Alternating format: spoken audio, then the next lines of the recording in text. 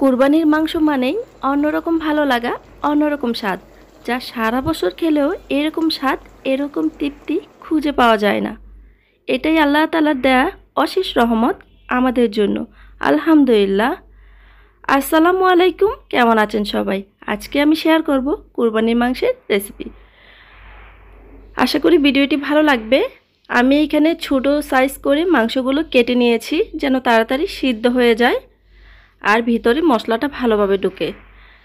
আমি এর সাথে পেঁয়াজ কুচিগুলো দিয়ে দিব।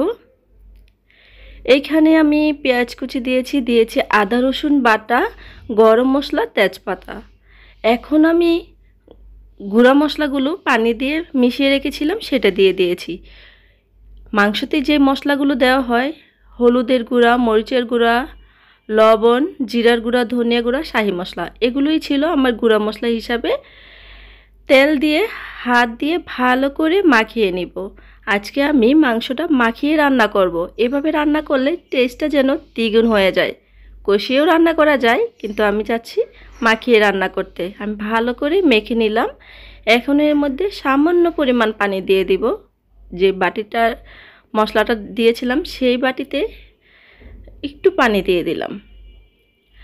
চুলায় বসিয়ে দিলাম, নেড়ে চেড়ে এখন এটাকে ঢাকনা দিয়ে রেখে দিতে হবে। বলক চলে আসবে কিছুক্ষণের মধ্যেই। যারা ভিডিওটি দেখছেন অবশ্যই একটা করে লাইক দিয়ে দিবেন, আর যারা আমার চ্যানেলে নতুন আছেন অবশ্যই চ্যানেলটি সাবস্ক্রাইব করে দিবেন। ধন্যবাদ সবাইকে। এই তো বলক চলে আসছে আর পানি ওঠা কিন্তু শুরু করে দিয়েছে মাংসের ভিতর। আমি একটু নেড়ে চেড়ে দিচ্ছি। আর এটা চুলায় বসানোর সাথে সাথেই একটু বলক আসলেই এত সুন্দর একটি স্মেল আসে বলার বাহিরে। আবার ঢাকনা দিয়ে রেখে দিব। কিছুক্ষণ পর আবার ফিরে আসব। কিছুক্ষণ পর আবার ঢাকনাটা উল্টে নিলাম। এটা কিন্তু 2 ভাগ সিদ্ধ হয়ে গেছে।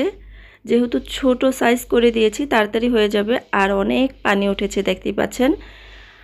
আমি যেহেতু আলু দিব না, এই পানিতেই কিন্তু পুরো রান্নাটা হয়ে যাবে আস্তে আস্তে।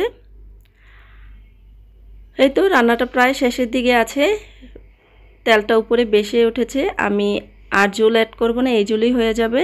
কাঁচামরিচ দিয়ে দিলাম, দিয়ে দিচ্ছি টালা জিরার গুঁড়া। জিরার গুঁড়া দিলেই তো একটা সুন্দর ফ্লেভার আসে। আমি মাখানোর সময় দিয়েছিলাম, এখন আবার নামানোর আগেও দিয়ে নিচ্ছি। এখন 2-3 মিনিট হলেই হয়ে যাবে। কেমন লেগেছে আজকের ভিডিওটি অবশ্যই জানাবেন। আপনাদের মূল্যবান মতামত। কোনো কিছু খারাপ লাগলে অবশ্যই ক্ষমা দৃষ্টিতে দেখবেন। সবাই ভালো থাকেন, সুস্থ থাকেন, নিরাপদে থাকেন, পরিবারের সাথে থাকেন। সবার জন্য দোয়ার ভালোবাসা রইল। আজকের মতো বিদায়। আল্লাহ হাফেজ সবাইকে।